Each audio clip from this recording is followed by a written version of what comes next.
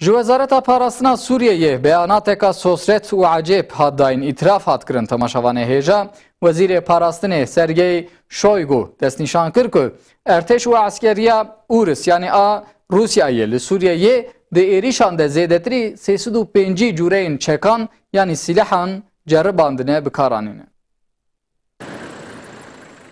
Sûriye işgal kirin, talan kirin ve hezaran masumên sivîl, zarok, pîrek û ihtiyar qetil kirin.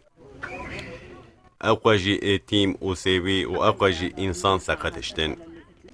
Ev welat guheranin xerabeyê bi milyonan Sûriyeyê kirin rewşa koçberkiyê.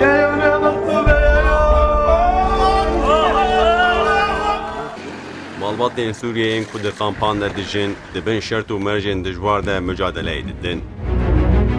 Digel hemû van zahmetiyan pirs û berpirsyarên vê zulm û qetyamê tew fedî nakin û bê tirs beyanan didin. Wezîrê Parastina Rûsyayê Sergey Shoigu di fabrîqeya helîkoptereya Rûs Vertolê de beyanek sosyet da. Shoigu di beyana xwe de îfade kir. Yek ji van fabrîqeyan de encamên operasyonên Sûriyeyê de hatiye pêşvexistin. Artêşa Ûrus li Sûriyeyê di operasyonan de zêdetirî 301 cureyên çek û sîlehan ceribandiye.